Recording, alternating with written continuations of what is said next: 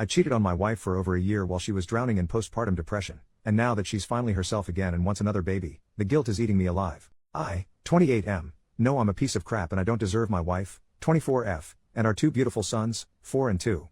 I know that by telling her this will be the end of our marriage.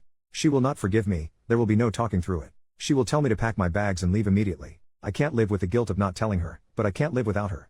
I don't know what to do. Basically, my wife and I always wanted a traditional family. I would go to work and she would stay home with the kids. We both always wanted a large family, a house in the suburbs, a dog, the whole thing. We got married when she was 19 and I was 23. She got pregnant right away and our first son was born 9 months to the day after our wedding. He was such an easy, happy baby. We were all so happy. My wife was super passionate about cooking, arts and crafts and home decor. Our home was always spotless, despite having a baby and dog. We had a great marriage and a healthy intimate life. We were both naive enough to think that being parents was always going to be easy. We started trying for another as soon as the doctor cleared us. It took about 8 months for her to get pregnant, which stressed her out a lot because she got pregnant so easily with our first. This pregnancy was different. She had no energy. She gained a lot of weight and was unrecognizable. With our first son, she only had a small bump and you wouldn't have even known she was pregnant if you saw her from behind or if she was wearing an oversized shirt. With this pregnancy, she blew up like a balloon. Her face and feet were swollen. I sound like a jerk for saying this, but she looked like a monster. We didn't make love for the entire pregnancy. Sometimes she would try to initiate, but I always turned her down because I was repulsed by her. She had a difficult birth and our son was born with some health issues, relatively minor, thankfully, but enough to give us a scare. My wife blamed herself for our son's health issues. In the heat of the moment I told her that if she had been more active during pregnancy then our son probably would have been fine. She just kept sinking further and further into depression. She stopped brushing her hair and it started to mat. I would come home from work at 5 p.m. to find our older son still in his pajamas. The dirty dishes were piled a mile high in the sink. She stopped showering regularly and she refused to go on a jog to lose the baby weight even though I tried to encourage her by saying I'd cook dinner if she did. Our son's physical needs were being met, but emotionally she was checked out. I started fantasizing about being single and not having a wife or kids. I started going to the gym and the bar after work instead of going home to them. I met Cassidy, 19F, at the gym and we really hit it off. She was vocal about never wanting kids and when I would complain about my wife to her, she would pile on too. I was happy at the time because I wanted someone to validate me for being such a jerk, but looking back I'm so freaking disgusted. Pretty soon Cassidy and I were dating and I was having a whole separate life behind my wife's back. After a few months, my wife slowly started to return to her old self. She started taking more pride in her appearance and started cooking from scratch again instead of ordering takeout or frozen food. Our home was clean again and our younger son's health issues were improving. I fell in love with her all over again.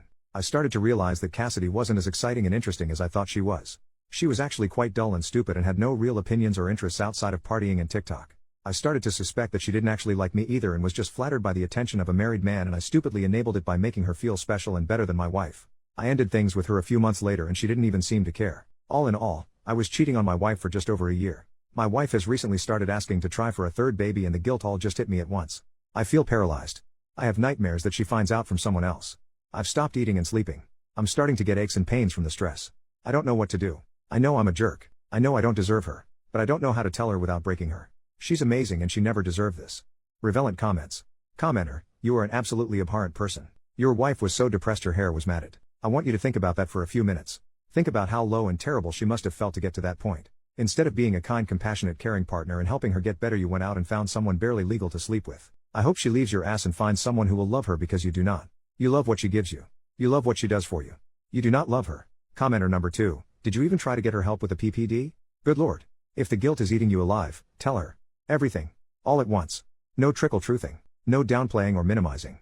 Apologize, commit to therapy, offer a post-nup, whatever you think would help her to get through the implosion. Then the ball is in her court, and it's her choice whether to kick you to the curb.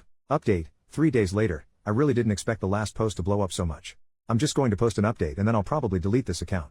As per somebody's advice, I took the day off work, dropped our 2 sons off at their grandparents' house and sat my wife down. I came fully clean. I made no excuses, told her I didn't expect forgiveness and that she had every right to say or do whatever she wanted. She didn't respond for a while, but then very softly and quietly told me that she wanted me out of the house the next day and that we were done. She didn't scream or cry or show any emotion.